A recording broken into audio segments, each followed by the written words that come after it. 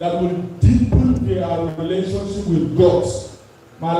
They say light and darkness are two different things. Light cannot struggle with darkness. That is why whenever light steps in, darkness will step out. Okay, if we are acquainted with this particular ideology, what will keep us away from the politics? Christian youth getting involved in politics will galvanize and encourage a pure and hygienic politics in Tarok Nation. Most especially how political leaders have made some of us, a lot of youth have stayed away from politics. We've run away from politics. Some people stay away from politics because they thought politics is a negative activity, but politics is not. Opposition and we can sustain ourselves. Amatu a stage vana on matasa awun gataro okul moyewi iriri. Okay, on ngoto choto maideshi gayoba ti wongi gakoba itaro wala cemetery mi gaelele mi gami baka gawa. Mayo matasa bato njito, we wanted to make Itaro as a nation a land and then use politics and agriculture as a sustainable as a tool for sustainable development that will like enhance the growth of this great nation. So we are here as a body and a Christian organization to encourage the youth that look, we cannot just go into politics like that, but we have to be equipped in a spiritual way. We have to be strong in order to enable us identify those who are using us as fertile ground to be clinging to power continuously. You will attack it. I don't want to talk too much because we respect time and I respect the great people seated here. We have a lot to discuss and trust me, we are going to benefit a lot from this program. Thank you and thank you for coming. It's round of an applause for Mr. Chairman. This is a well-elaborated speech for that. Okay, please permit me to recognize the presence of board. You're welcome, ma'am. Sorry, I skipped to introduce you. All right, and I want to make welcome again the presence. I want to make welcome the presence of Honorable Moses Dangata, the Council of Social Services, Langtang North. Okay, he's here with Comrades Obed Bonta. You're welcome, sir. Okay, without any further waste of time, please, I want to know if Comrades Bonta is in the building. Okay, we're still waiting for him. He will be ministering to us today. So before we call him, I think we need to go on straight to the first batch of our teaching. Please permit me to make welcome the first speaker for today, Reverend Akon, the RCC Chairman, Langtang North. Please let's be on our feet as we welcome Daddy. A round of applause. If you don't clap, you're not going to sit down. Thank you very much. Please be seated.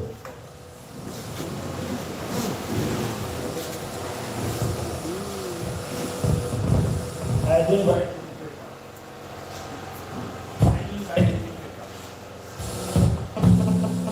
Did you hear? I didn't write any paper. Because I want to talk to you practical. So if it is practical, I'm going to speak to you practical. And sometimes we are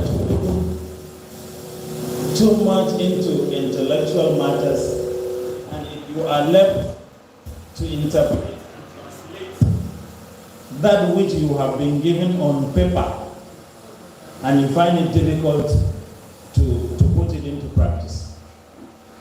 I decided that I will come and I will talk to us practical things and practical ways in which, as Christians, we need to engage of our society. I want to, from this time, say thank you, Mr. Chairman. Thank you, co-leaders, and thank you, participants from Kuala Ward. Kuala Ward happens to be a very important ward.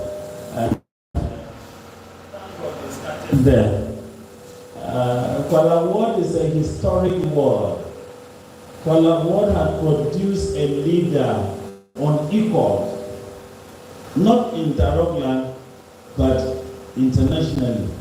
Because in Kuala, Chief Solomon Daushet Lal happens to be from here. And you can't talk of Nigeria without Chief Solomon Lal. Let me tell you, starting from there. The topic we are talking about is Tarok youth and the untapped talent, politics and agriculture as tools for community development. That's what I'm going to talk about.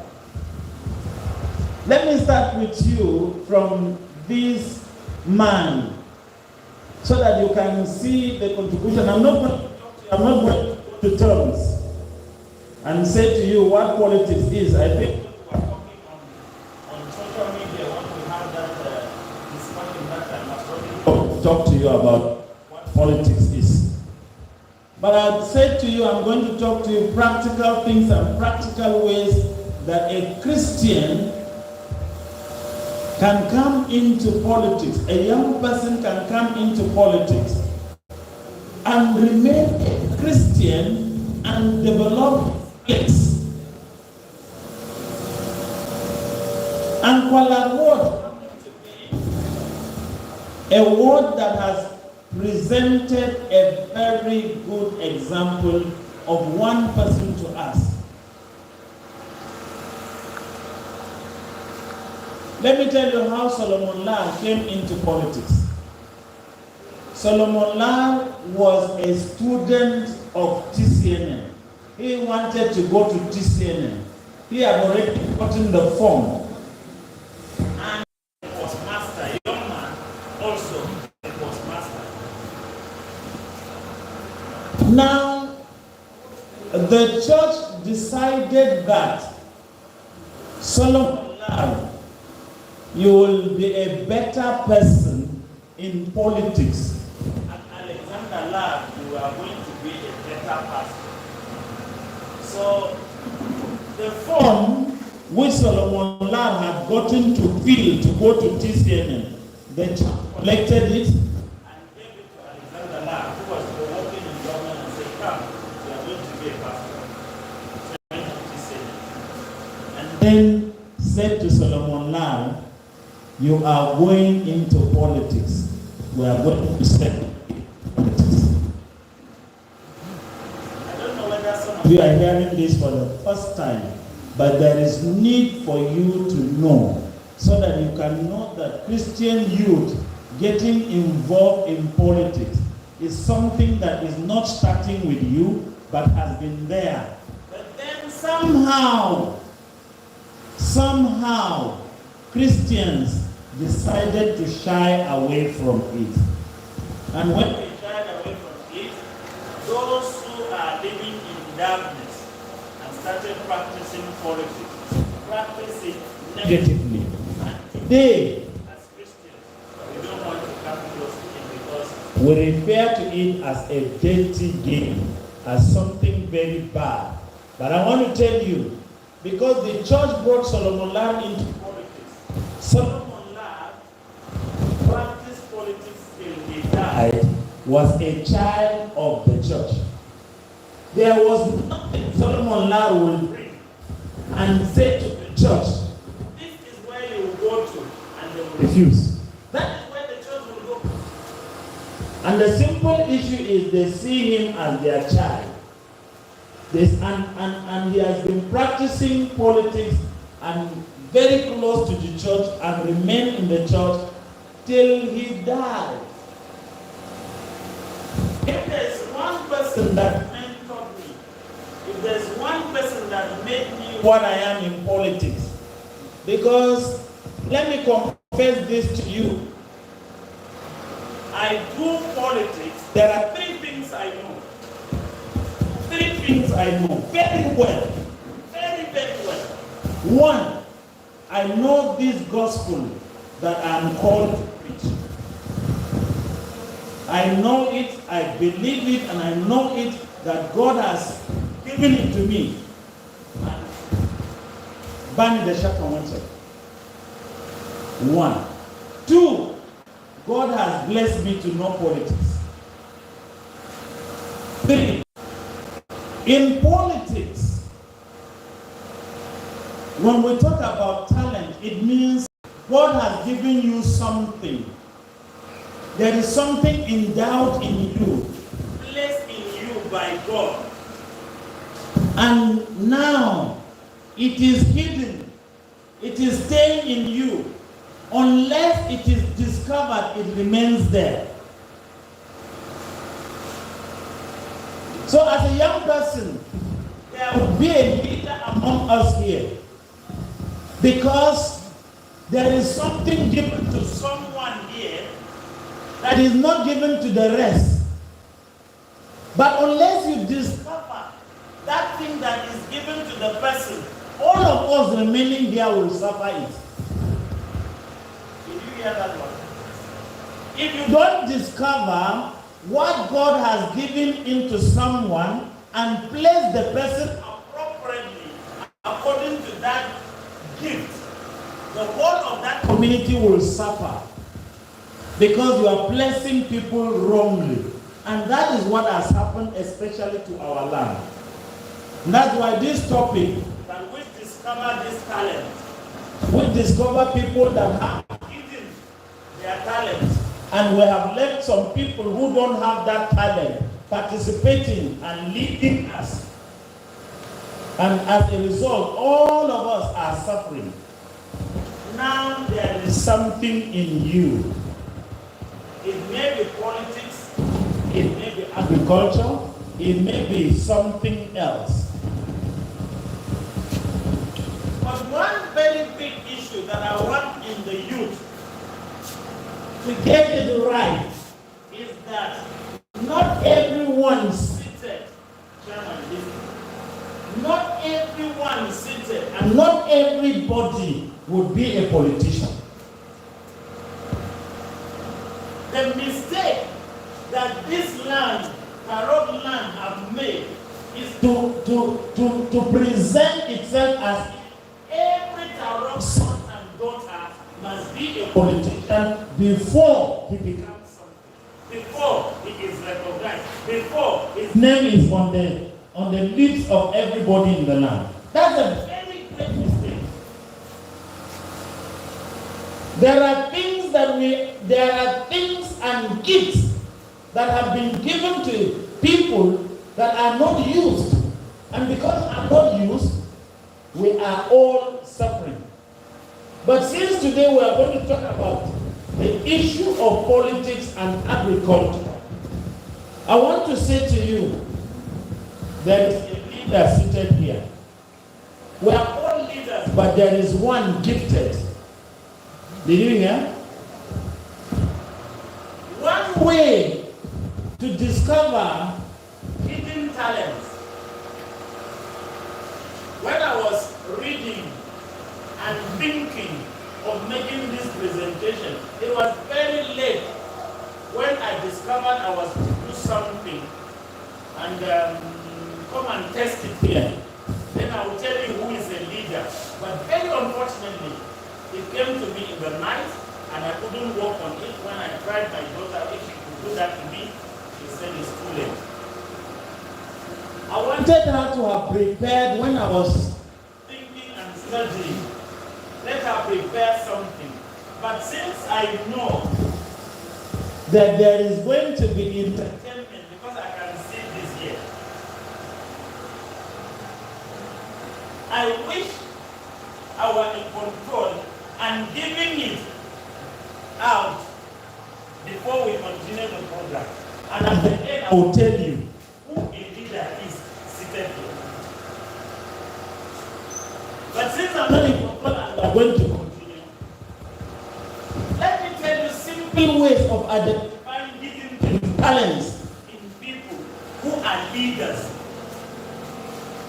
For example, we are giving a program of event like this one to distribute. And sometimes you come and you are the one distributing a program. And people are seated like this. Then you decide to start here. And from starting here, instead of continuing here, then you decided that you saw someone's face whom you know as a friend and come here. That person has shown that he cannot be a leader. But if you don't recognize that, and tomorrow you make him a leader, you will see selfishness displaying itself. Very simple things, very hidden things that are there. Because if someone is going to be a selfless leader, you will see him, no matter how friendly he is with others, once he is given a thing to distribute, he will be just in his life. Since I have started here, he will do this. He will do this. He will do this. Whether the things are enough or not enough, where the thing stops, that's the end. But at least he followed the line. Those who are able to get, they get. Those who are not able to get, they apologize. But for you to just say, he will think he's just doing it just because it's not. He has some people at heart and he wants to give it to them so that when they come out, they can say, you were at least doing something good to me. So for that, you can identify a hidden talent in that kind of person.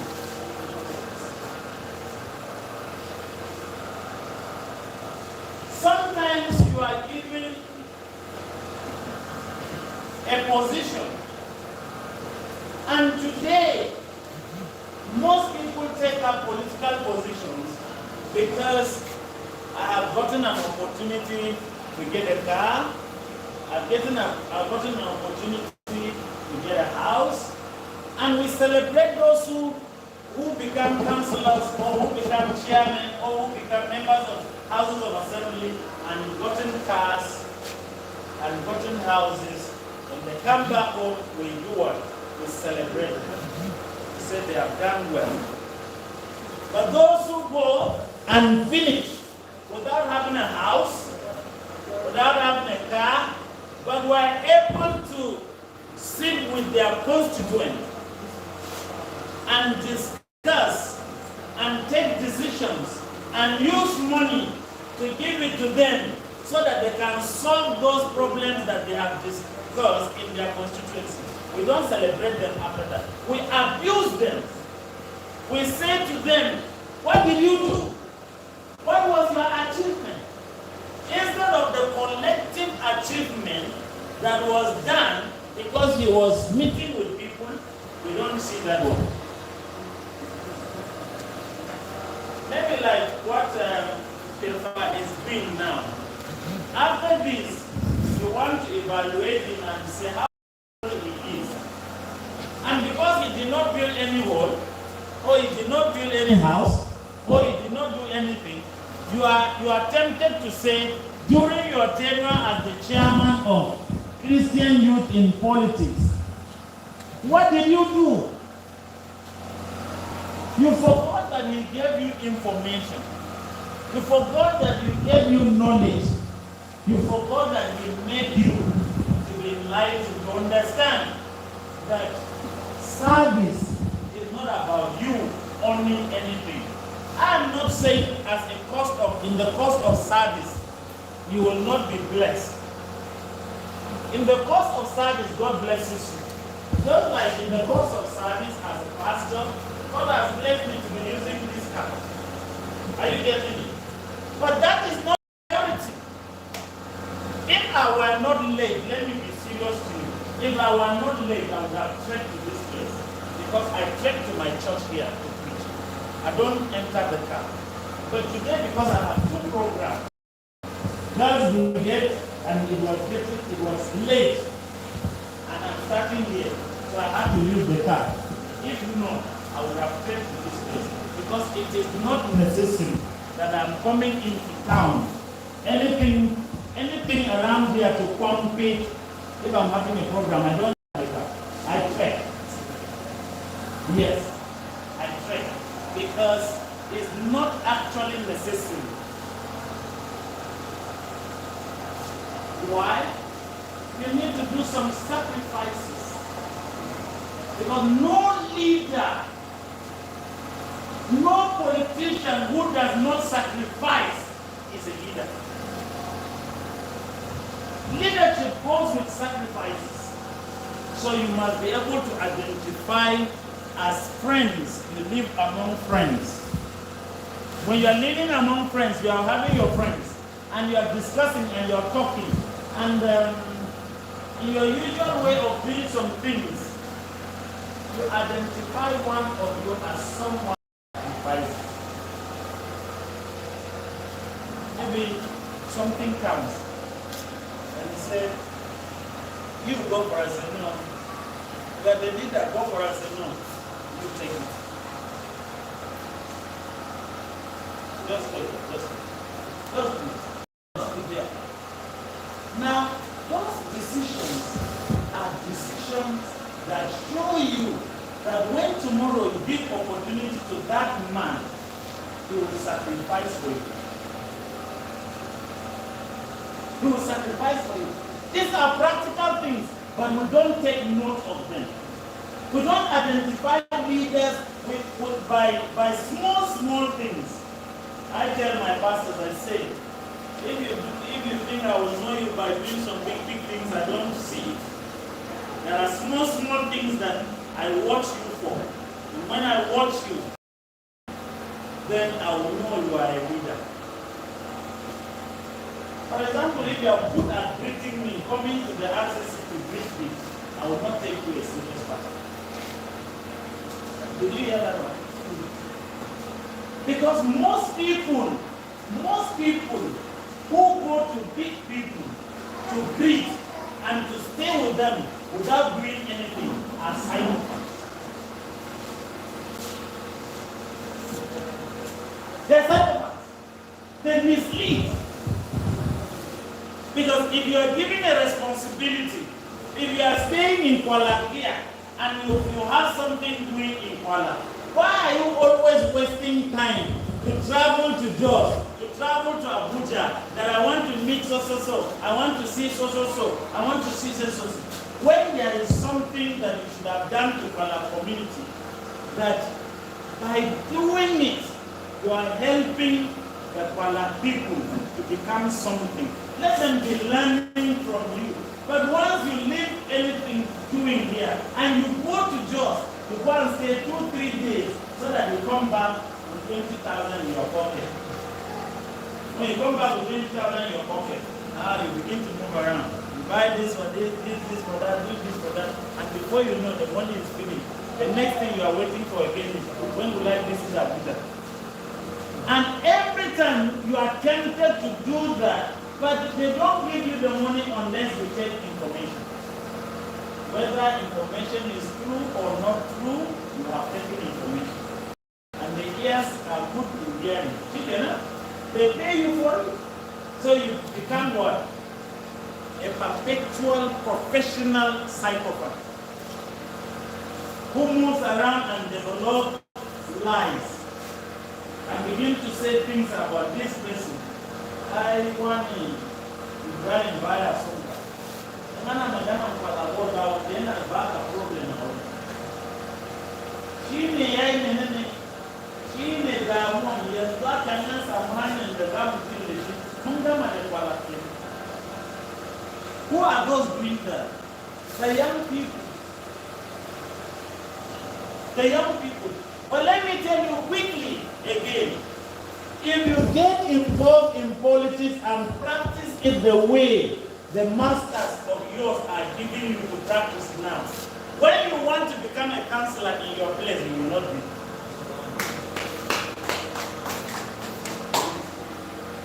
Because they know you. They know you. You have been castigating. You have been, using others' problems to do this. So this time around, they will never allow you to rise to be a person.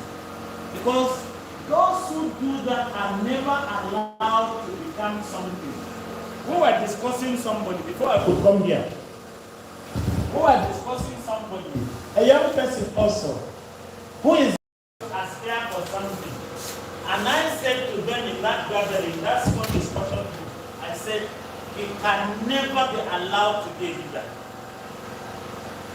And they asked me why. I said, he has allowed himself to be used as a top.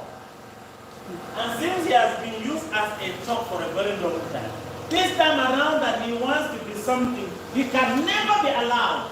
And what did they do to him? This evening, when we were talking, and this afternoon, when we were talking after service with some people, they said to me, your words are always powerful. I said, what? I said, they have knocked him up and zoned the position to another place.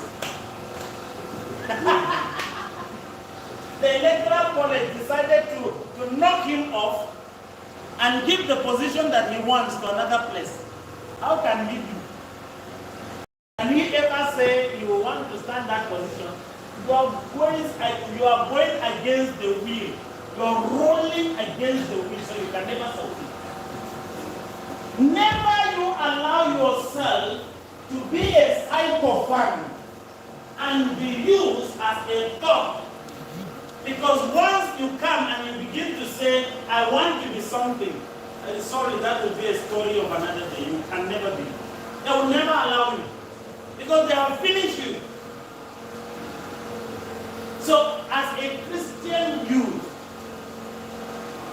there is something inside of you that needs to be discovered. Sometimes some people discover it for you. Sometimes you discover it yourself. And know that God has given me something. I think I stood here to tell you that I know what God has given me. And I'm very certain of what God has given me. If you are not certain of what God has given you, to realize what is before you will be very difficult for you. Because some of us are very timid. There is something that is inside of you that God has given you. But because you are too timid, and you are one that always say, Bazen Iyaba. Bazen Iyaba. Bazen Iyaba. That attitude of Bazen Iyaba will always be with you. And that defeats you. So always try to do what? Try to know who you are. Try to know the talent God has given unto you, and then use it, especially as it has to do with politics. Because politics is the center point of development of every society. There is no one that does not participate in politics. Are you hearing me? Already what I'm doing is politics. What I'm doing now is already politics, because I am trying to convince you to take my views. I am seeing my views as superior views to other views. And now I want you to take it. So what am I doing? Politics. It's politics already. It is not about deception. It is not about going around telling lies. It is about presenting facts. Presenting facts that can help you develop yourself, help the society develop. So, once once you are out of governance, once you have been pushed out of governance, your society will be backward. Your society will be backward. So we must get involved in politics because all our governance is done in politics so that government can come in place. So what am I trying to say in short? Politics is about activities that bring about governance. That's all I'm saying. That these are activities that people get involved and then government is formed. And can there be any society that will develop without a government? No. Me'anwa is government. Church is government. Youth fellowship is government. What we are doing now is government. And what happens?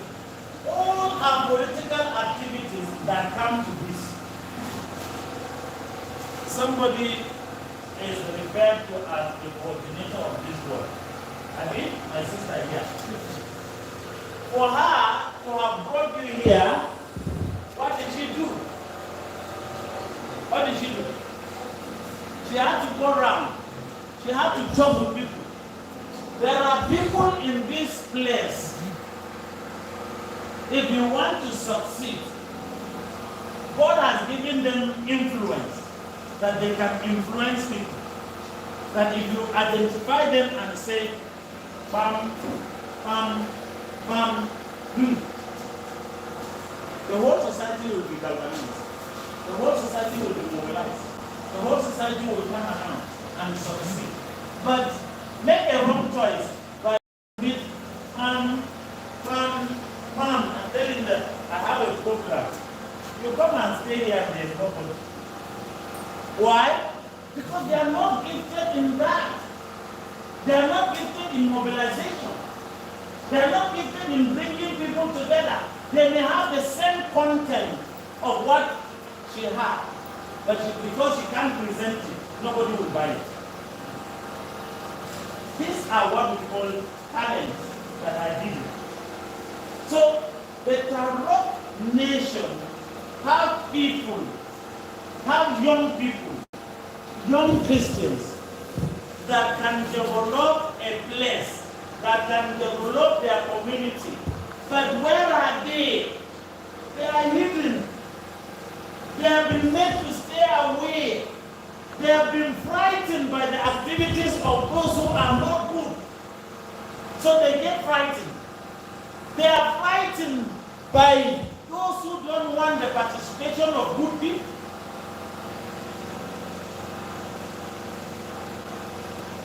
So we must be very careful. Because those who are before us have entered and they will not want you to come in. Did you hear me? I was talking with Pilfa and I said to Pilfa, what you are doing is a good job, a very good job to bring about enlightenment so that we can discover people amongst us, our whom God has bestowed with something, so that our society is developed. But I tell you, you must stand independent to succeed. You must mobilize like minds, that is, youth like you, so that we come together, money or no money, make it that we will succeed.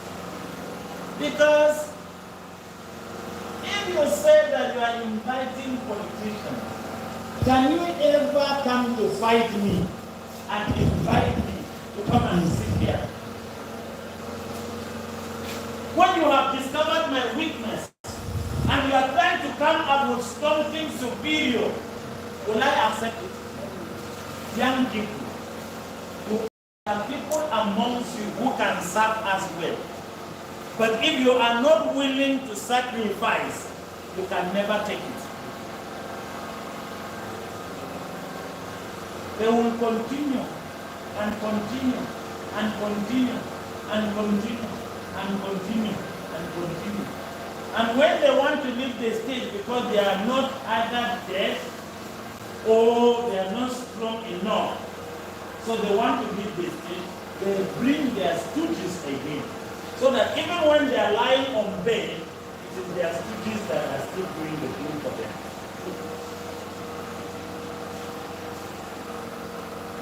Whether the talents are there, whether they are gifted or not, they are the ones who will lead you.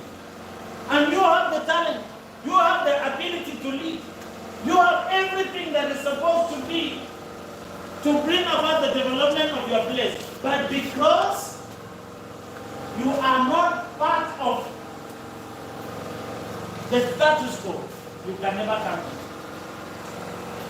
So this is a struggle that all of us must come together because there are some things inside. When the imba mun kawo shi together ba, imba mun tattara shi ba, ba za mu iya yi ba.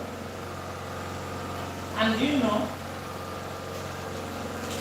just like I said, there are psychopaths. Even as we are seated here, there are psychopaths. Even as I'm making presentation, I want to say this one to you. Even as I'm making presentation now, there is somebody that is ready to go and make money with it. But I always thank God because it is not going to be only you that is making money out of my name and out of what I say. Many people have made it, and you are not going to be the only one. Why? Because after this, there are those who go and sit down and recoup what has happened here and present it to the so-called leaders of ours. And then they come back and brag in Kuala Lumpur and say, somewhere. Brothers and sisters, there is something in you that you need to discover. There is something in you that we need to discover so that we can use you to develop our place as far as politics is concerned. Don't shy away from it. But not every one of you is going to be a politician. Take that one. So don't struggle. Don't say, because this one is wanting to be a councillor, me man, I will want to be a councillor. Who is he? No. There are people who are gifted, and where your own gift is, please try to identify it and perform there so that you will develop yourself and develop your community. I hope you will get that one very clear. So don't shy away from politics. It's a good one. It's something that we need to participate in it. But not every one of us can participate in politics to the extent of saying, I will be a councillor, I will be a house member, I will be reps, I will be senator. No. Some people are gifted in making kings. Are you hearing me? That is their own gift. They know how to make kings. They know how to make leaders, but they themselves will not be leaders. Accept that one. That is your role. That is what you are good at. Because if you are gifted in making leaders, you will see that the leader that you bring will be a leader that will serve the people. Because that is a gift. Make sure you understand what I'm talking about. So that you don't become and say, I must natural wahala for politics. That's what some people say. Oh, I am no natural wahala for monetary politics. I am true. Yakamata Mum Zamawaniam. No. I quite what you wonder. When Langtang North, they are doing the councillor in London.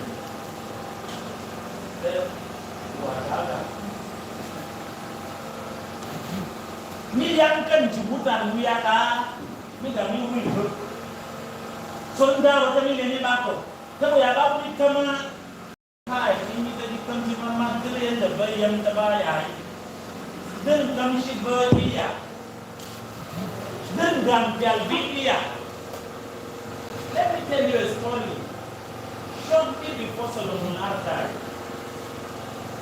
the house that he built, those who know his house in Jos, that house that is in the middle of the house, that upstairs, it took heavy pain and sweat for me to convince him for that house to be built. Because the wife said, when she was an ambassador, the wife said, I am tired of receiving visitors under a canopy. Because you know, no matter who you are, when you come, Solomon will receive you in his house under the canopy. Doesn't have any place, beautiful place, and say, all the houses that Solomon has, that's the one here in Langtang, the one in Jos, they got them before he entered politics. When he entered politics till he died, he didn't have a house. So I'm giving you a history of how that one that I'm talking about came about. So when the wife was an ambassador and said, we come with people and there is no place, you will only make us to be staying under canopy. I don't want that one. I want to raise a place where I can receive this. And Solomon said, no, wherever I am seated, that is the house. That is where everybody will see. Somebody cannot come to my house and be better than me. So it became crisis. I'm saying this one, I'm sharing this with you, and you can go and verify, because I'm part and parcel of that decision. So when it became a serious crisis, Mama had to come to me and say, your father would want us to go into serious crisis, so intervene. If not, there's going to be problem. I will have to build a place where I will receive it. So I had to say to Mama, yeah, free, I will travel and come. So I traveled and I went. And I entered to Baba and talked with Baba, talked with Baba, talked with Baba. And Baba said, "Talk. You have never come to me with a request and I refuse. But go and call your Mama before." So I went in and called her. Baba wants to see her. And we went under his canopy as normal. So we talked and Baba said, ask her. She said it is where we will receive visitors, not sleeping place. Ask her, is that what she said? And she said yes. Ask her again, no, because I don't want crisis after the place is built. She said it's not a sleeping place, but where to receive visitors. And she said yes. She said, okay, go ahead and move. After they finished, Baba said, I'm not going to sleep there. I'm sleeping where I used to sleep. When you have visitors, we'll come and receive them. When it is time to sleep, we'll go and sleep. And until he died, before they started, Mama started sleeping inside that midnight. If not in the night, they'll go back to their sleeping place. And never sleep. What am I trying to say? Sacrifice makes you a leader for life. When you have people at heart, you will die with people around you. You can never get lost. The best, but then the bad place to enter politics is to be a councillor. Did you hear that one? That is the best place to begin politics. But that is also the bad place if you make a mistake. Because once you make a mistake, starting as a councillor, and you make a mistake, you remain out of politics for the rest of your life. You never did anything again. But let me tell you, the best place to begin politics is to begin it as a councillor. And if you succeed, no one can throw you again out of politics for the rest of your life. Once you succeed, you will always be relevant in your local government. Did you hear? There is no how they will meet in the local government and they will not vote you unless they don't want collaborate. Because if they want collaborate, they have to invite you, the councillor that the people see him as their leader, whether he is out of councillorship, he is still their leader. They must invite you to that meeting.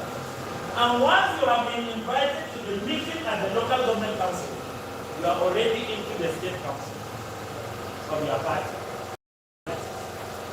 Are you hearing me? But once you make a mistake, that you fight for councillorship, and you make a mistake, and the people reject you, that's all for you. And you can see that one in who? Very close example. Who can you give very close neighbor of yours? Huh? Very close neighbor of Pala. Who? You don't know? Who is it? Huh? Tell me the name now. Say,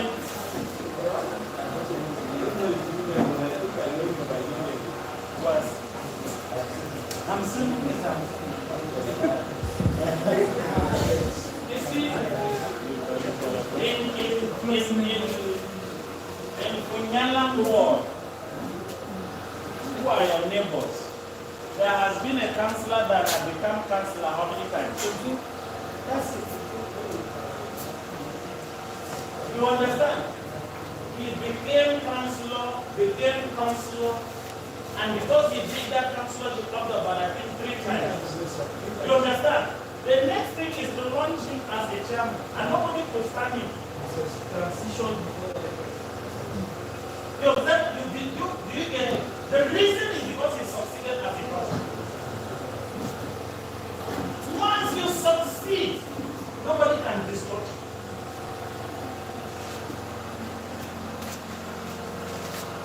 And I'm giving an example also of someone here in Kuala. It's the same thing. So, as a Christian, it doesn't pay in time. But I want to tell you, it pays when you become faithful as a Christian politician. When it begins to pay, the people will never leave you again. Are you hearing me? The people will never leave you again. So it is not only in politics that you can make names, but you can be someone who is doing some practices and develop your place. And now it jumps to agriculture. I finished politics.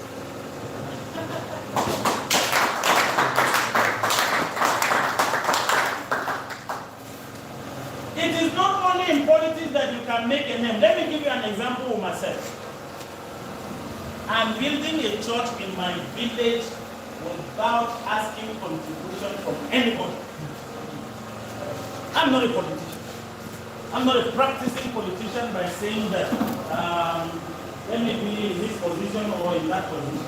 But what is making me develop my community? Agriculture. Farming. It is making me now. If you go to that my village, you go and see. I asked them, you want a congregation of how many people? They told me. And I said to them, anytime I just say, what's the pack blocks? The pack. Sentiment. Do everything. Anytime the work stops, I say, give me a breathing space. If they give me a small breathing space, I say, okay, go back there. Go and pack. Their own is just to pack and continue. I never have asked anyone, but I have impacted my community. So you can't go to my village now and you say you want to be a constable. They'll go and ask you, have you met our father in Langtang North? I don't live there. But they will tell you, have you met him before?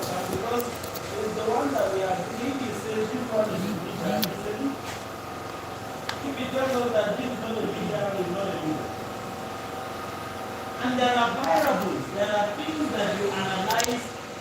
and then you come out with who a leader is.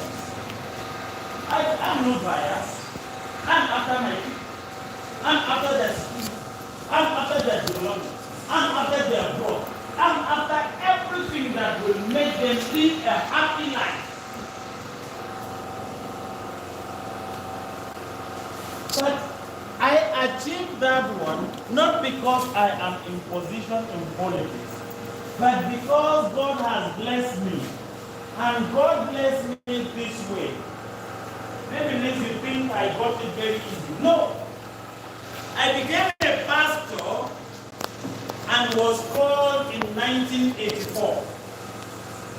That time I was 2 years old. Today I am 62 years old. Are you hearing me? I was 22 years, so very young.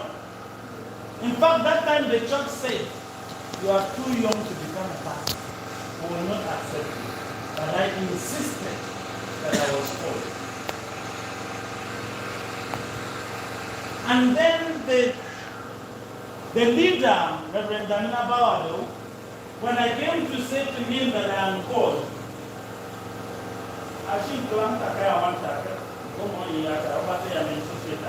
it was not like that. I am around her. So Danina will come and sit inside that round hut. So I came, and Nadul Kusa, Atomishi Babana, Atomishi the Gaina, the Gawasi. The Gawasi, Neaka, that's a Najikira, Manazan Yamaka, Najikira. What can I mean? Najikira, I like running to a pastor. Fuck him!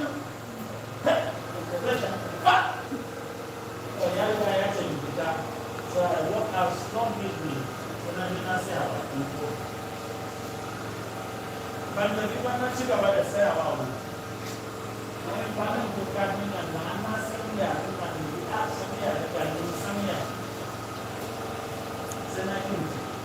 Then there was my leader at that time, who is also from this place, so you can see how I'm connected with Kuala people.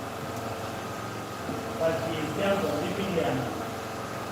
Reverend Paul, who was the leader in Waseden and was the secretary of the Axis. He just came in. And when he went in, Lamina asked him, "Do you know that small boy?" He said, "Yes, I know him." He came here and he was saying, he said, "Yes, the boy has been depressing me down." So I said, "What about it?" And say it to you himself. So I sent him away and we have not gone. I think there is something inside the boy. So he told me, and I narrated how I have had God. But let me tell you, when I entered, it came to this year, 1991. 1992, when I was already married and having 2 kids, and in this work, I was sleeping without food. Did you hear? Did you hear me? That I was sleeping, a wife, 2 kids, and I was sleeping in this calling without food, no food to eat. So we will do what? We will boil water, not to make tea, but to boil water so that your stomach can be warm, so that it doesn't make noise. When you drink it, then you can sleep. So that was what I went to my pastor. That time now, Paul Dam was no more there. Another pastor had been posted, and I'm now serving under him. So when I went to him and said, "I'm sleeping without food, there's no," and that time there was no facility. So every of the tithe and everything was, the pastor was the one in charge. Everything he wanted to do with it. That was how it was. But he could not give me.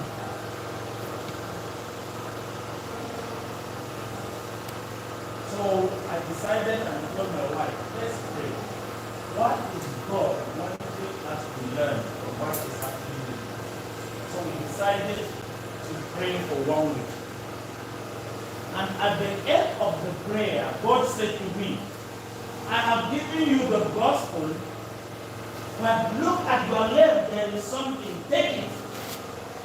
It is with that that you will do this work. At my left, then I saw a hole. Did you hear? I saw a hole. And he said, use that hole to do what I called you for.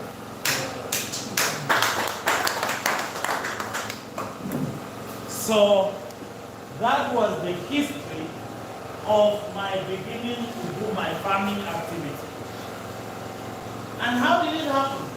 Now you are one sleeping without food. How did God, when he said he was going to do this to me, how would I start?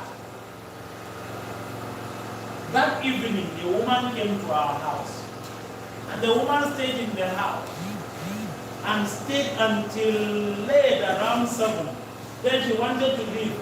And she just said, hi, so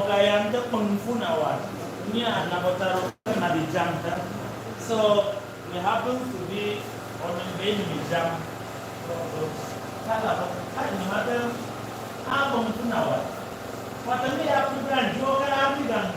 She didn't know that we were hiding our secret. We didn't want her to know that we were sleeping without food. We wanted her to leave. So the back of the hacker, that's the area. If I got to Ghana, I didn't know. That's a mean and a power. That's a move to the rock, I didn't get it. So the move to the told her, some of one and some are so bad at the car, do the damage. Some whom are one in the car, so we got it. After he did, so she went to their house and brought 2 measures of rice. So when she brought it, I said, oh, my first one, no, we have to move to the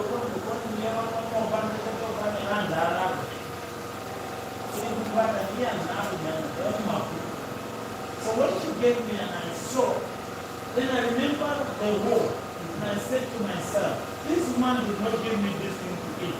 He gave me a seed, so it shall be seed also. So I said to my wife, we will speak again without the but this one will be seed. It was in June. So every June, you see me standing there. Every June, my rice must be on the ground. I must plant my rice in June. Because since that time, I've been farming rice till today.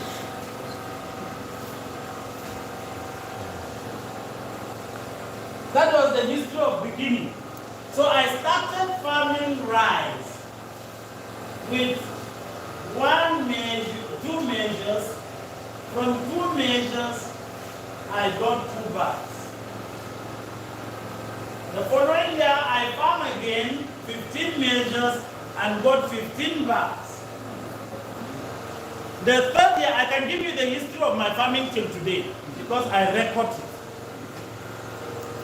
The following year, I decided that, fine, since I've gotten this way, let me do up to 1 bag. So I did 1 bag and I got 15 bags. Then I did another 1 bag and then got 50 bags. Then I said there should be improvement. And that time government had brought a policy of hiring unit of tractors. So I went to Mango, sold some of my rice, went to Mango, hired a tractor for 1 week. So when I came back from Mango with a tractor, I decided that I will use 1 day as to my farming, and then the remaining 5 days for money, so that I can cater for what I was going to do. So I decided to plant 3 bags of rice. Then the rest of the days, I looked for money, and I gathered my money and decided to take care of my farm. I came and got 130 bags.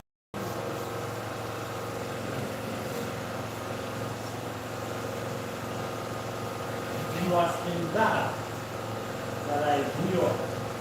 Something happened to development because you can't be doing something without knowledge. Two people influenced my family as far as knowledge is concerned. Two people. One is Kum. Have you heard about Kum? 1,000 man. John Kum. John Kum happens to, we met with him at Solomon Lark's house, and since from that time, Solomon Lark told him, this pastor is very interested in farming, so can you help him? He came down, he handled me and began to train me, show me to farming.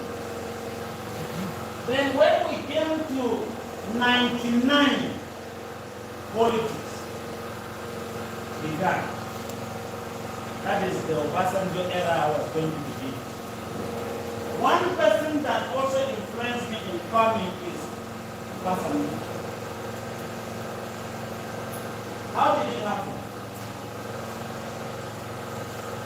Solomon Lark wanted for him to be the president. So he had prepared and made up everything. The person who was going to win the ticket of the PDP and finally become a president in Nigeria was Alex Ikweme. Because he didn't like soldiers. And so he said to them, so I went and I came to him one day and I said to him, if you make Alex Ikweme president, well, the politics was not going to last. So we interrupt. The military will take government. So he said, what? Why would I say that? Then who? And then I said, General Obasanjo. Then I analyzed politics with him. Why it should be Obasanjo?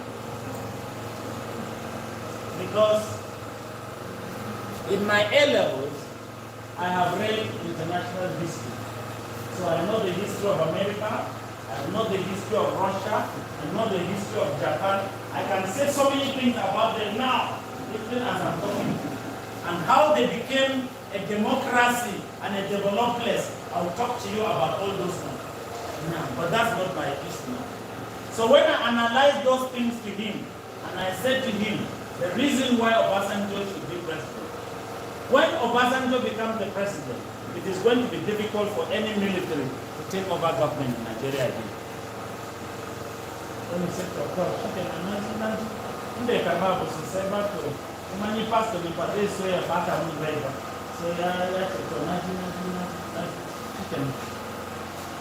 so when he went to Abuja, he invited 9 professors of political science from distinguished universities in Nigeria and asked them to analyze what they are going to go through now as far as politics is concerned. And among the candidates, who do they think would be a candidate that can make democracy last?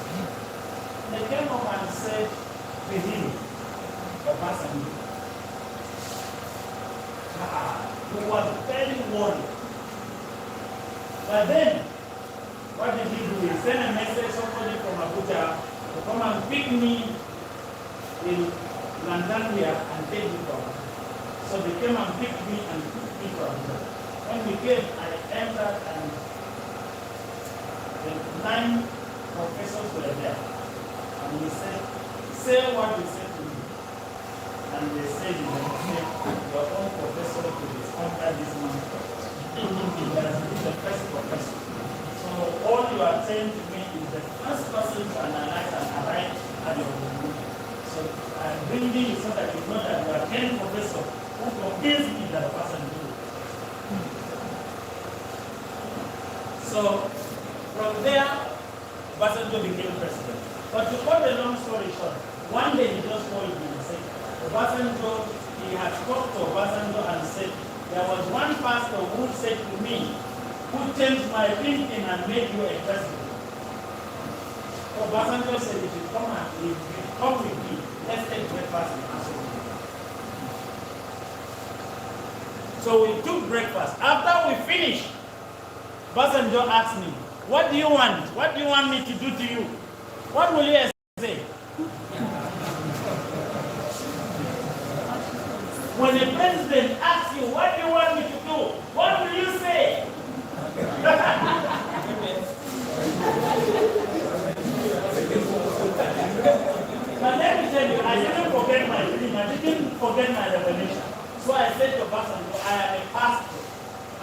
what God said to me is that I should preach His gospel, that I should use the whole to help me preach His gospel. He said, okay, that means you are interested in farming. I said, yes, sir. He said, so what do you want? I said, I want you to give me knowledge about farming. And I'm okay. So I was taken to India and Thailand. That's all. That's what Obasanjo did to me. So you see the two people that influenced my family. So I was taken to India and I was taken to Thailand. I studied. I have to give back to my community what I have gained from him. I have trained people in Tarok land. If it is Tarok land, I train people for free. I give you all I have for free. With all the zeal and everything that I have, I will train you and train you and train you. I have 5 youth now who by the grace of God I will graduate in 2025. That's next year. And I'm sure they should give a testimony that they are doing this. What am I trying to say? Agriculture developing your community. Agriculture developing your community. Langtang town is very poor because our youth are not involved in anything agriculture. We walk the street, we want to walk this way, we want to look not dirty, you can see how we want to walk on the town. But there's no money in your pocket. There's no money, nothing there. You can walk your guy and there's nothing in your pocket. And if you're walking and there's nothing in your pocket, do you know why there is fight and always during Christmas and during birthday and during all the days there will be killing and killing in this town? Do you know the reason? The villagers, the boys from the village whom you see very dirty, they come into town and once they enter town, there is money in their pocket and all the girls that are so beautiful,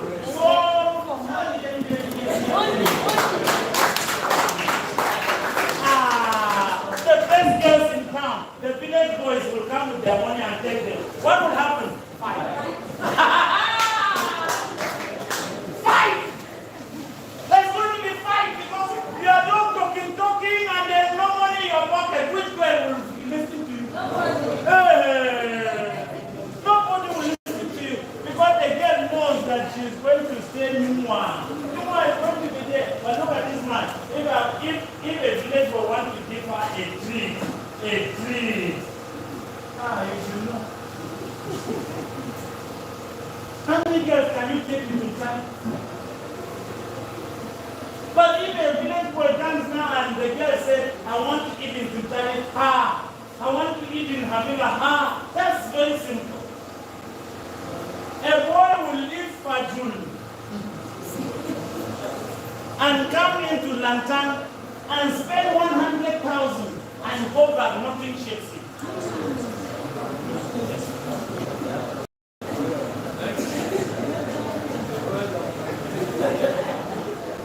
But you here, if we talk about giving 2,000 now, this gathering will be fast.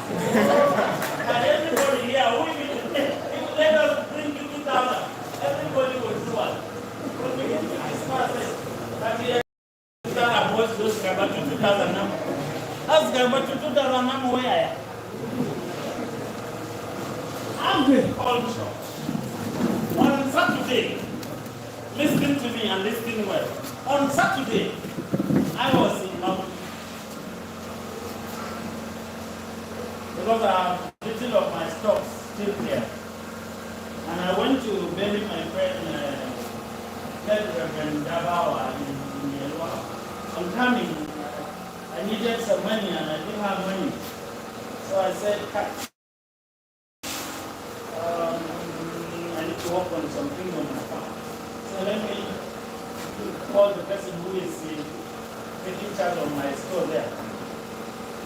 Can I have 10 bags of maize to the store?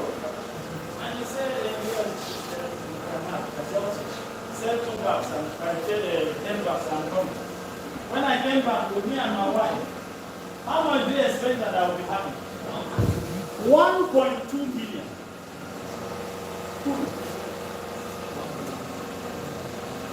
Because every bank was sold at 100. So I had 1.2 million. I went into Kadarko. When I drove in Kadarko now, at least every work that I want done, let me done. Then you are coming to Konya, I think Konya.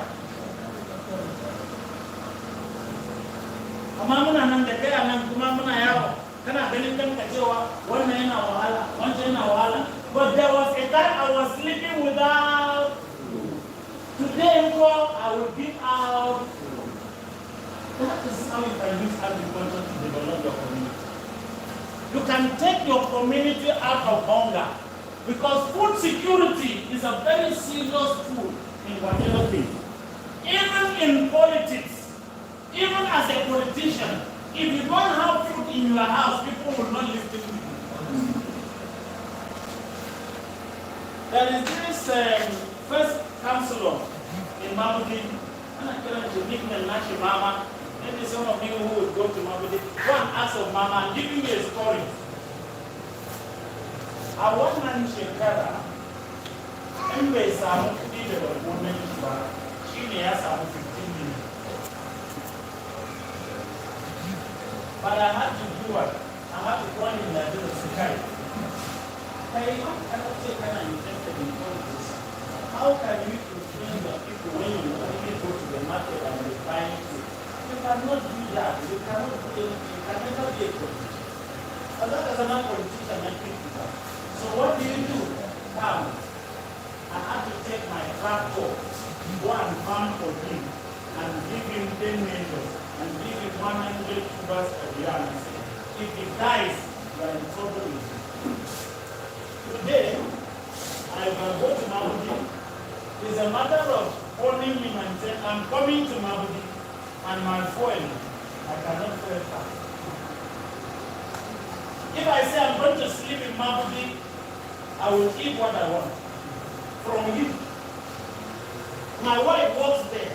If my wife, it's just because she would not want to be talking to them. But there was a time she was stranded because her car had no fuel. And she wanted to come for weekend. And she called me and said, Daddy, buy my motor. And I said, buy my motor. I'm not going to but I want to buy my motor. There's not a man. I'm not sure I ever did drama. I'm not in drama. Majo was also practicing politics. No money in pocket, and so the politics was not strong. Because they were going about begging from politicians. How can you be strong like that? So I had to change them. So when I called him, I said, Apai Matana, when my Papa Mota can also do that. I said, the mama, the Majo,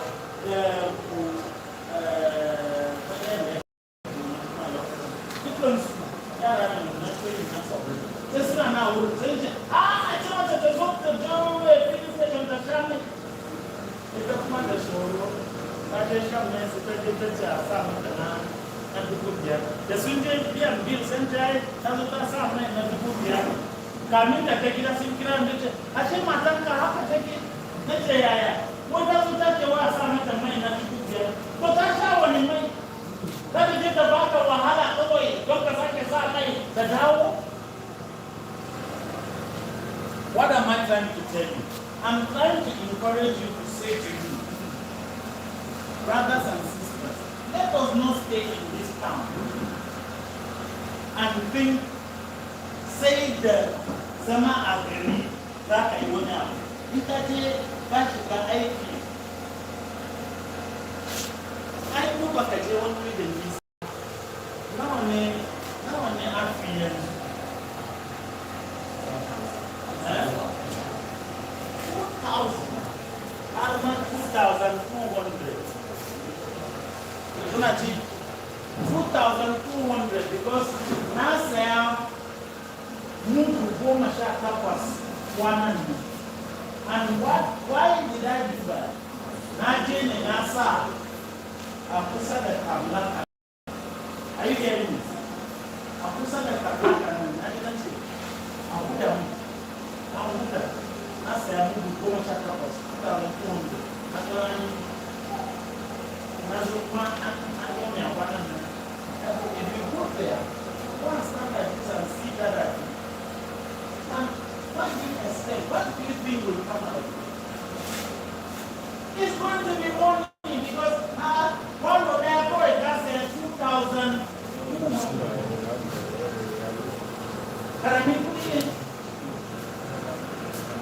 But look at places here. We always think that I say Canada today, but I told you my background so that you will know that Basedo Kudiba. Baseka Para Kudiba. These people that I said to you, 5 of them, 1, 2, 3, 4, 5 you, they are all, 2 of them completed from where he completed, from Zaria. Every Zaria. But when I was secondary school, drop out. No, they are degree holders that I am having them there now. And what did I start with them? I said to them, I will not give you money. But you will learn and learn it the hard way. But I give you 5 years. Chicken. Yo, that's the money.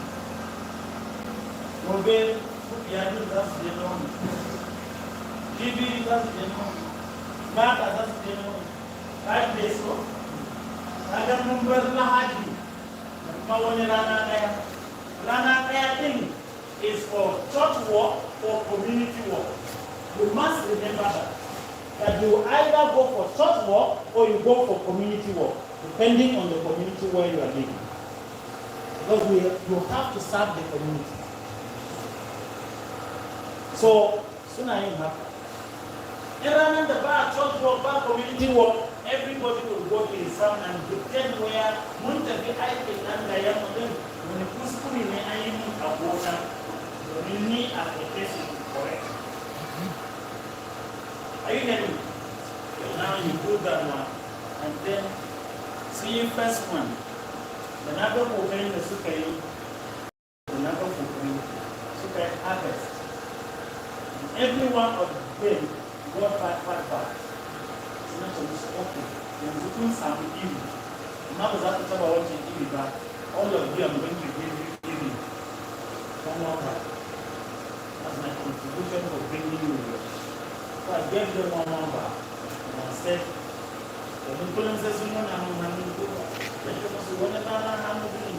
Okay, I do now. For now, we take what any as well. But then because they are here. That's all. That's all. But then so because of that, I'm going to do that too. And when the tractor comes to farm my farm, I have a tractor to do them, but they will take it every that never take it. So the second year, I'm asking, I start talking now, I am Simona, the Simona, the young and the 5 bucks to maintain one component. Last year, when the Besam machine has some 40 bucks.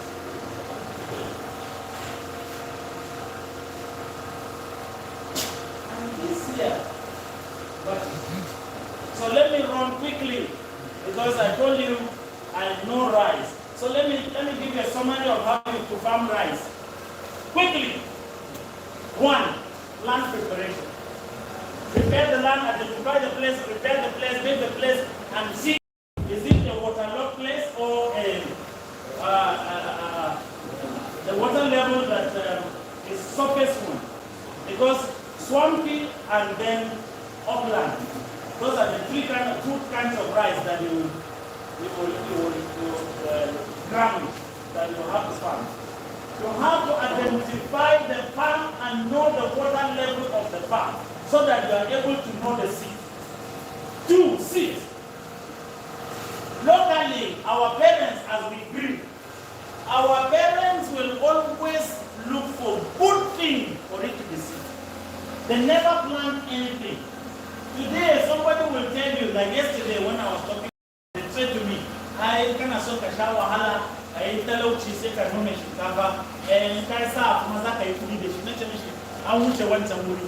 Ilimi ya wuce wancan wuri ba yi nasara. Kun ji ni? Unless it is a very serious natural disaster. If not, right, there we are. And the reason is, you have to know the seed, you have to know the land. Seed that are cultivating, how many days is it going to take?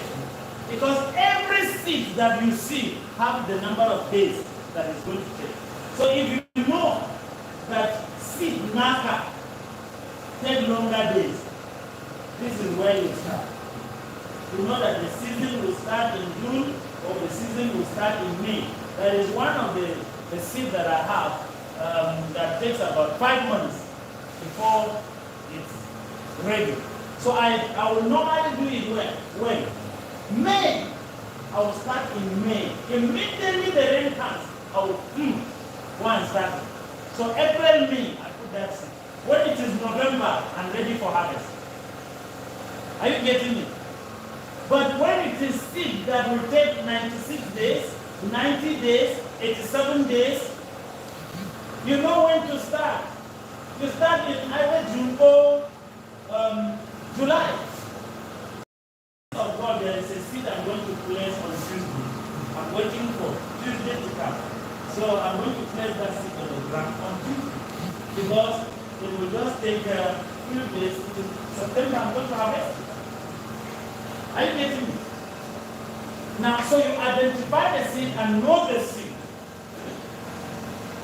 Then, after that, you cultivate the land. Cultivation is either by hand, or by animals, or by tractor. Whichever level you start with, make sure you cultivate the land. But there is another method that is done, but I don't encourage you so much. But when God had made things so tight for you, and you couldn't make it, like now you are trying to make a decision, and you want to go and do the right, and then the place is now with a little bit water, and the tractor cannot enter and use it. There is what we call zero tillage. That is, you go, put herbicide, the grass, then bring the rice and cast it, and then slowly the grass will go down, and then the rice will germinate. But the rice will suffer a bit, because if there is no little water on the ground, it will not germinate. You will wait for it for the ground to be there, little water, so that when you put it, it gets soft, and then it will germinate. But the disadvantage of that one is, when there is drought, the rice is likely to die because the roots are on the surface. They are very shallow. So the sun can burn it and it will die. 2, when there is any small flooding, it will take the rice away from you. It will pack it to another place because the roots don't hold ground. Are you getting me? And then 3, the birds and the frogs can eat the rice. So those are the disadvantages that I don't encourage you to grow today. And then another one is keep the ground, plant. Planting. There are 3 methods of planting rice.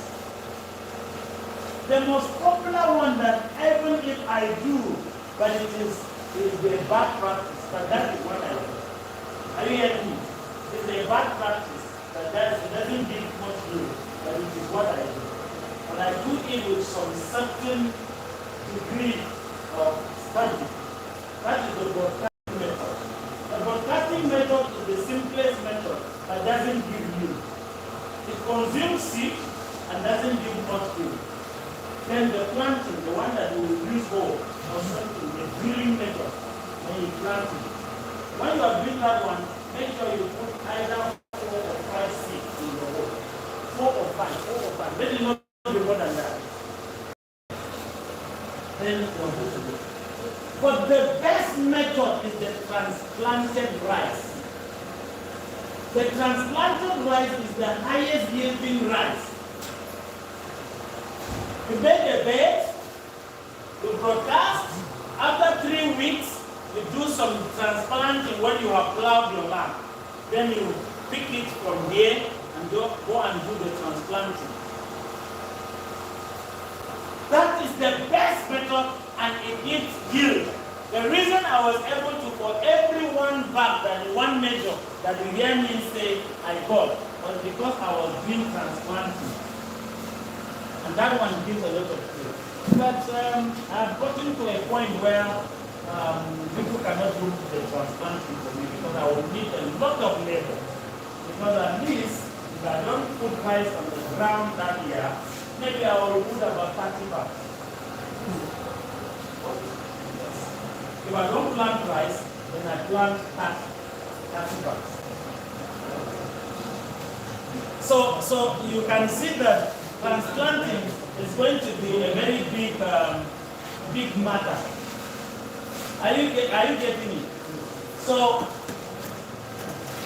very quickly, when do you apply fertilizer after planting? 14 days. Thank you very much. Why do we apply fertilizer after 14 days? The reason is this. The rice will not eat food on the ground until after 14 days. That small seed that you see, that rice, that small seed of the rice will continue to eat that small seed until after 14 days, then that rice will finish. Then it is going to begin to now look for food on the ground. Now you apply the fertilizer immediately when it is 14 days, so that when it is looking for food, food is readily available. And you put NPK. NPK, why? NPK is a compound fertilizer that has to deal with the root, the stem, and the leaves.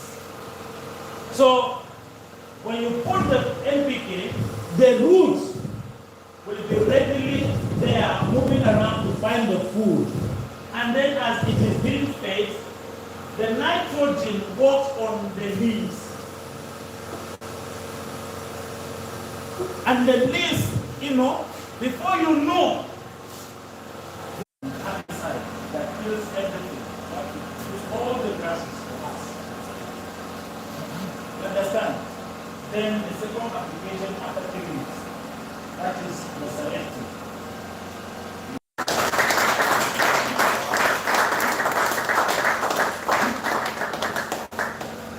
Keep slapping. Clap. Oh, wow. This is amazing. Thank you. That is wonderful. Okay, next on our program, we're supposed to have spoken word, but I think the artist is not in town. He was on his way, he's still waiting, so we'll continue. Next is the second speaker. This one will be very brief, like 15 minutes, and then we're out of here. Okay, let's clap our hands and welcome Mr. Victor Langtang.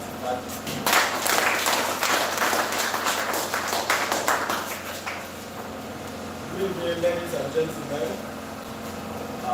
When our daddy was speaking, I was even overwhelmed. God died. I am top. Not until when our honorable MC introduced me, so I want to say thank you very much, Daddy. God will continue to strengthen and bless you for us. I want to also thank the leadership of Christian Youth in Politics Initiative for this wonderful program and giving me the opportunity to share with all. May the good Lord continue to bless us as we go. Please, this is a promise. We will not exceed 15 minutes. I will try my possible best to cut whatever I have to say. Then we'll make it very sharp and short. We shall be discussing Christian Youth in Politics Initiative. In this program, we shall talk basically about Christian youth in the generation of artificial intelligence. Christian youth in the generation of artificial intelligence. That is what we want to talk about. It is no more agriculture, just the way our daddy has spoken. So please, the keynotes to talk about here, we will look at Christian youth as one of the aspects, then we will secondly look at the generation of artificial intelligence. So, when we are talking about Christian youth, what do we mean by the word Christian youth? Christian youth, what occurs to you when you hear the word Christian youth? We are familiar with the act that a youth is a young person. But when we say a Christian youth, what do we refer to a Christian youth? What do we mean if we say a Christian youth? In my own understanding, since it is an interactive session, in my own understanding of who a Christian youth is a group of young people who are coming up, who have identified with the Christian belief. They have identified with the Christian values and practices. These are people that are known to be Christian youth. Any other person who is working outside, who is not a Christian, is a youth. You get the point. But when we say Christian youth, most especially, we are referring to those who identify with the gospel of God, who believe in Christian values, who is even a practicing Christian. Then we will say you are a Christian youth. For example, in the church, there are people who have identified themselves in Christian communities, like the Boys Brigade. You know, it's a Christian community. It is under the church. So these are young people. They are called Boys Brigade. So now they are practicing Christians. Therefore, they are Christian youth, the Boys Brigade. So when we say a Christian youth, we mean those who believe in Christian values, practice Christianity. Those young people who practice Christianity is what we refer to as Christian youth. Are we together? Remember, I say I will be short and snap. Okay, now the generation of artificial intelligence. When we say generation of artificial intelligence, what comes to our mind? We want to connect these two things together to understand our discourse. When we say generation of artificial intelligence, we mean the new era. This new era we are into, the era where technology is increasingly, rapidly increasing. That is the generation of artificial intelligence. The generation of young people, the generation of me and you, it is a generation of artificial intelligence. That is what we refer to. Now, when we cast our minds back to the late 90s, where some of us were born or not, depending on your age, there is no rapidly increasing in technology now. Because you know why? Those who were born in 1980s probably did not use a cell phone, not the way we are using now. But in today's generation, if your young was born around 2004, today you see the boy using a cell phone. That is why we say we are in a generation where technology are rapidly increasing. And technology has kept us. So now let's match this one together. When we say Christian youth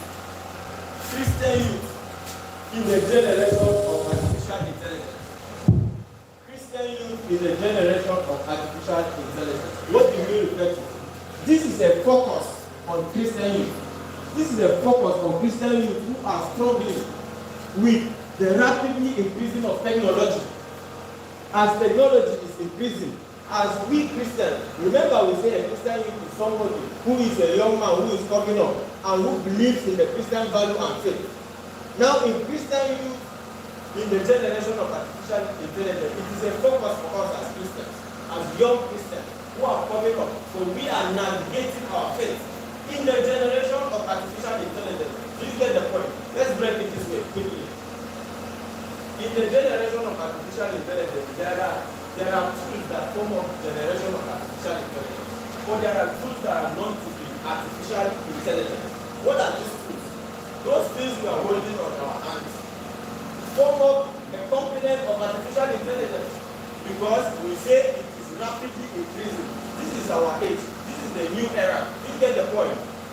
So now, let me give you a story before we give the letter. Just on Friday in Jos, and upstairs collapsed. You get the point. Some of you may get the story somewhere. A story building, 3-story building, 2-story building collapsed, and it is a school just the way we are here. A school collapsed when students are in the school writing their final exams on Friday. Now, something came up because if the school is located where I am too familiar, it is where I reside. So I was able to understand quickly that the school has collapsed. You know what happened? Assuming we are gathered here and there's an accident, maybe we will rush to that place to see if we can help out, right? Now the school has collapsed. Youth, women, old women, young women have rushed to that place.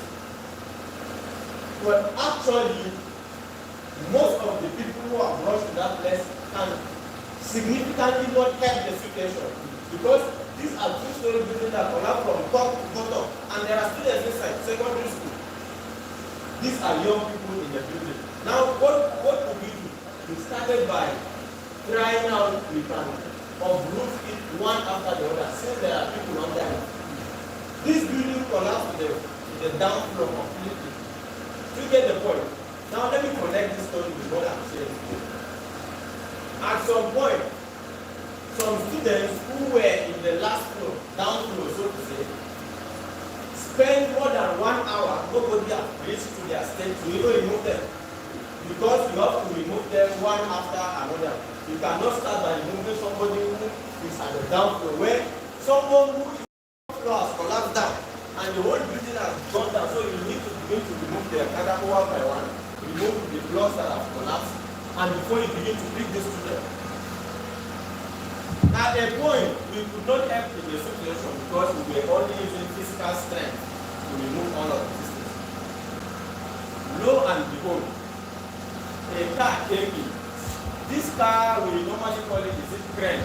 There's a car that used to carry heavy load to another position. Yes, I think it's crane also. So, but at some point, nobody knows who called the man to come. Little did we know, as we were struggling, looking for a way to handle this situation.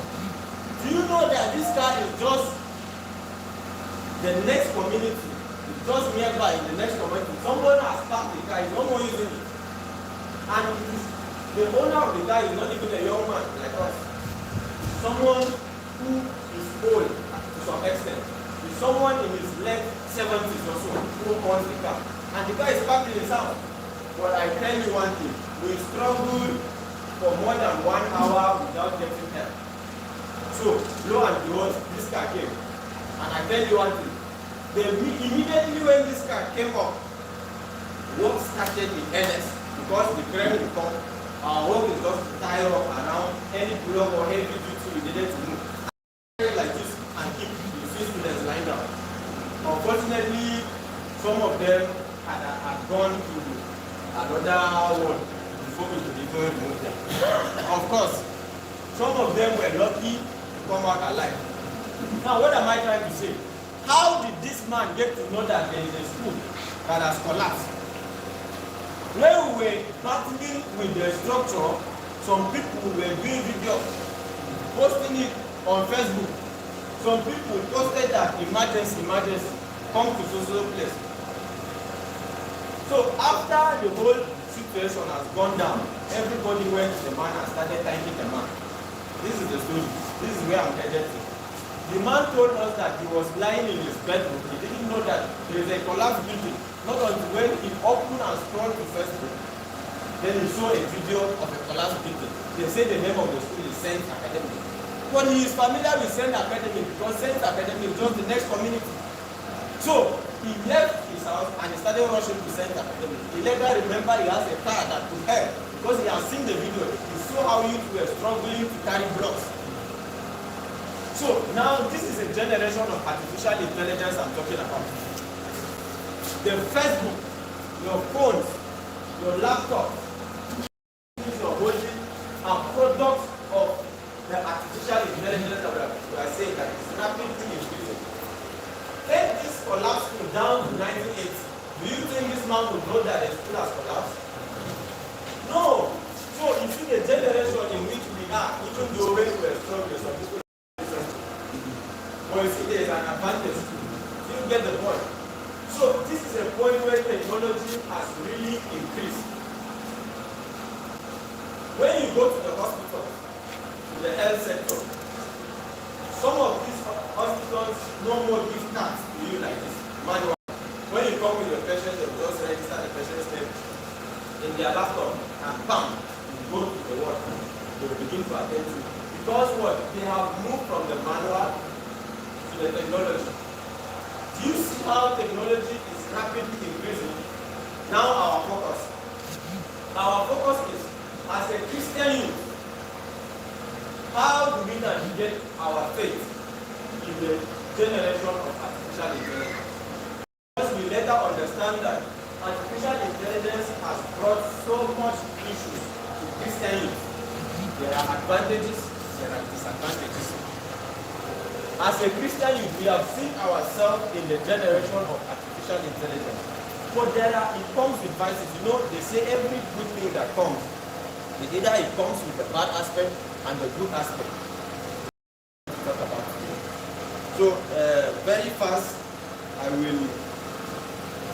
will summarize so that we will leave this place as soon as possible. Now, there are advantages and disadvantages of this artificial intelligence to Christian youth. You get the point? Now, number one of the advantages of artificial intelligence to Christian youth. Bible study too. Artificial intelligence has come with some technologies that Christian youth now use it as advantage. Do you get the point? Most youth now prefer using the Bible in the cell phone than using the manual Bible. Even those people. You get the point? Just today in the church, when the Reverend was preaching, so they were quoting so many verses like that. And later on, he said, let's turn to the book of, he called it in the house, I cannot remember, but he later said James. I tell you one thing, as I was seated, the next person seated to me, the next person seated to me, could not identify James in their holy Bible. They cannot open to James. But me, because I was having my phone, I had typed James already. And I saw James. I was reading. It reached to an extent, some of them just kiss and drop the Bible because they cannot identify James. So, the advantage, one of the advantages, you know, it comes with advantage and disadvantage. The advantage is your study guide is in your phone. You can quickly locate a verse or a chapter in the Bible in your phone than the manual Bible. That is the advantage. But do not forget, we are coming to the disadvantage. Do you get the point? So now artificial intelligence technology as a Bible guide to Christian youth. Quickly, it is also a way of community development or building. Artificial intelligence is also a way of community development. Sometimes last year, Christian youth in politics initiative, that is the state level, not this one is they organized a program in conjunction with an international organization, International Committee for Peace Building also. So they picked participants from different local governments. So I was privileged to be one of those participants. Get the point straight. Because in the program, while we were there, we had lectures from people who are outside the country. So now we interface with these people, and along the line, they have told us how they use technology in their country. They have told us how a Christian youth in their country behave. Now this has become part of us. All these things you see Christian youth are doing are teachings of these people. They gave us the foresight on how you can develop your community as a Christian. Now you see, we have copied the life of those people who are outside the country. We are bringing it here. So it is also serving as a way of community development. So the rapidly increasing in technology is very important to us as Christians. We must understand this thing step by step. So let's be fast. One of the advantages again is outreach and evangelism. You can use technology to reach out to people. You could use you could reach out to people in the gospel way through technology. There are people now online when you go, they do not do what we normally do. Maybe we are used to talking about politics and abusing ourselves. For them, their own function in the media is what? Is to reach out to people, to give the gospel of Christ to people. You'll be seated in your home and you go through your phone, you could see a page. In that page, throughout, there's a church that is used to that. This man of God, what is it? Sorry, let me say, Redeemed Church are used to it. They use the, whenever you could see they will organize program like this, and there's no man of God who's talking, all of them are watching it in the television. This is a way of reaching out to people. Now, they have somebody who talks there. It could be their overseer, even deeper life. Do you get the point? So it is a way of reaching out to people too. It is a technology, an invention in our era. Do you get the point? Please, let's be fast. Time management. Another advantage of artificial intelligence to us Christians is time management. For example, in a church like Woking, which I'm too familiar with it.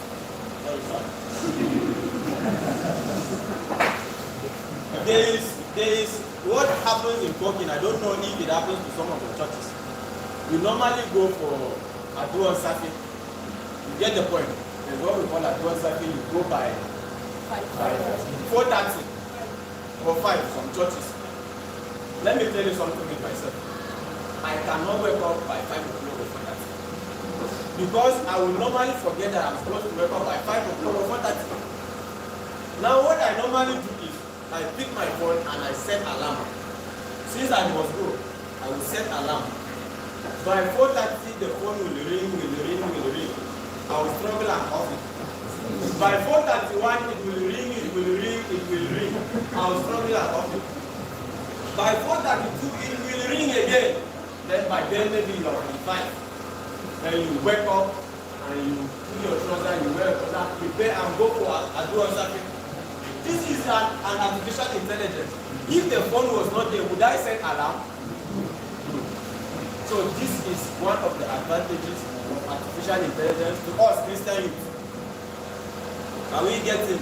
Are we following? Good. Now, income generation. As Christian youth, there's a way you generate income. Because since everybody needs money, you see our daddy have just spoken about money. People will come from somewhere to bring money and suppress you. Or suppress me. Now as Christian youth, there is a way to generate money also. But this one I will not want to discuss it as an advantage. It is a topic quickly. So let's jump. I will come back to that. Now let's go back to the disadvantages. What are the disadvantages of artificial intelligence or these technologies to us Christian youth? Number 1, dependency and loss of critical thinking. We are so much dependent on artificial intelligence. Even as I'm talking now, many of us today are operating their phone. Are they operating the Bible? The phone. We have so much depend on it.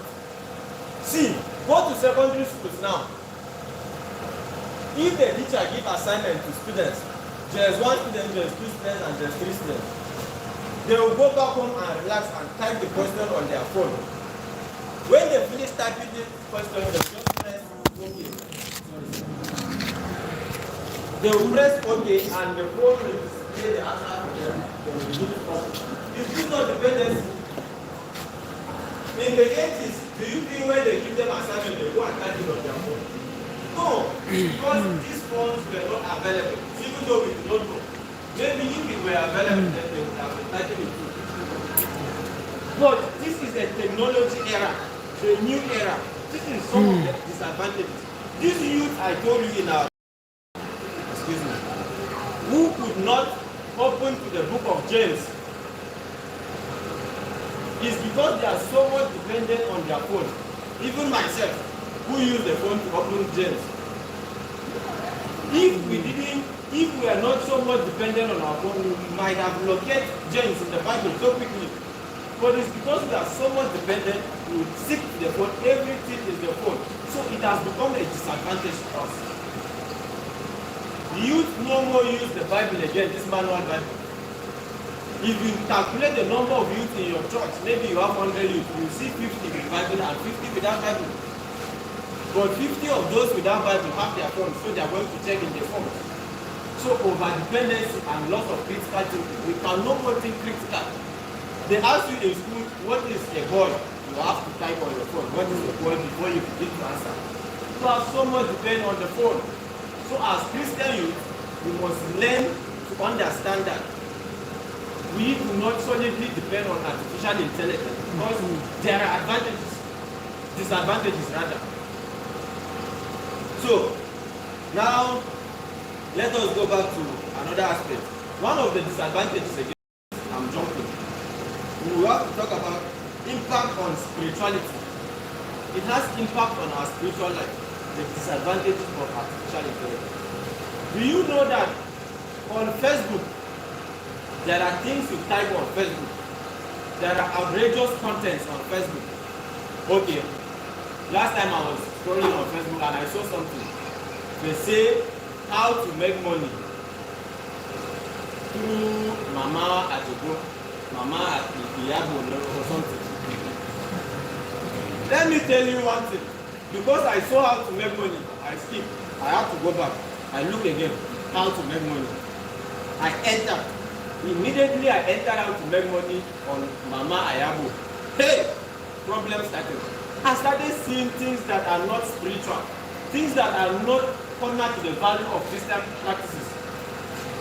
You started, so before you know, you have to join a group called something. Before you know, you have become a member of an abortive group affecting our spiritual life. Because we want to make money and these things are being advertised on this artificial intelligence technology we are talking about. So as Christians, when we are trading, let's trade with caution. Because most of this thing comes with advantages and disadvantages. So we must be cautious in doing some of these things. Now, how can a Christian youth generate income? How can a Christian youth generate income in the generation of artificial technology? Because you understand that most of these social vices that you are seeing happening is as a result of the youth on every generates his personal income. Therefore, he will go out and begin to steal. He will go out and begin to do some of these things. You see the phones we are using, the technology we are using, the laptop we are using, is a way we can generate small money through it. Number one, you can organize what is called tutorials. Now, I am a member of a group. I saw it online. There is a young man who teaches us how to barb our hair. Do you understand? Me, I'm not a barber. But now if I assemble all the guys here, I will be able to barb all these your hairstyles. Through what? Artificial intelligence. He has just organized a platform. He will come and say, I want to join the platform. But him is a barber. So while doing this thing, he will pick somebody and be barbing a particular hairstyle for him. Maybe Afro cut. Then he will bring somebody with his phone and be doing video. Step by step on how to barb your hair. When I joined this group, the man said, no, it is not by free will, but until you join before you begin to tell you this. Now, first of all, you have to bring 5,000 as an installation.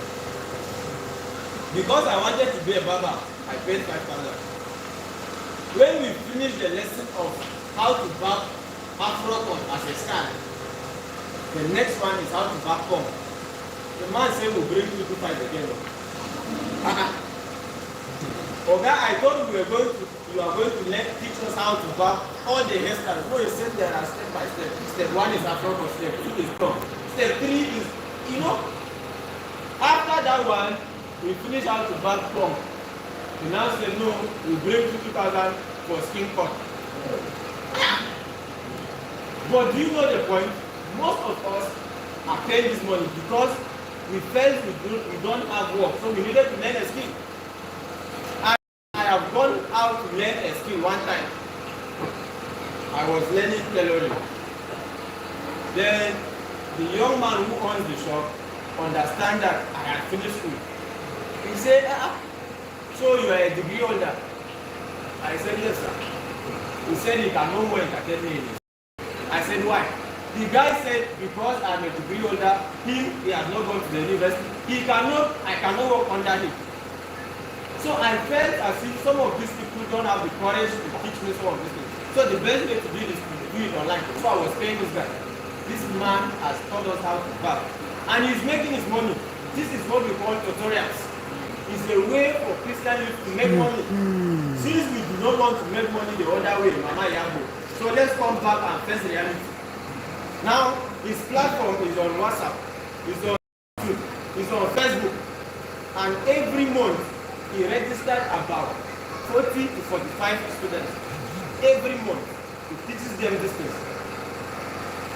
Is he not making money? No. And this is an artificial intelligence. Number 2, blogging. Blogging is a way of writing news to people. But this very one comes with a link. Once you click the link, your MB, your data starts converting to money and it goes to his own account. It is also a way of generating money. So as Christian youth, we must understand that some of this artificial intelligence technology we are using, there are so many ways in which we can use it and be productive. So we must not go the other way around. We must not throw insults on politicians who are our leaders. We must not the righteous. The eyes of the Lord are what? Are upon the righteous. Those who are righteous, the eyes of the Lord are upon you. The righteousness comes with what? There are certain things you have to do before you be righteous. Do you think when you join that Mama Yabo group, then you are righteous? Because you have to kill somebody and kill somebody before you make money. Is that a spiritual life? So now you have to be righteous. So whatever we are doing as Christian youth, whatever business, whatever aspect we are doing, we must understand that we must practice spirituality. We must practice or live a life that is pleasing to God. Are we good to go? Yes. That is the message for us today in conclusion. Thank you very much and God bless you all. Thank you very much for this well-elaborated speech and message. Okay, let's very briefly, it will be time for interaction, questions and answers. Yes, you have any question? Okay, sorry, I can see some people having food and others not having. Don't worry. Later is coming. Just package it like you.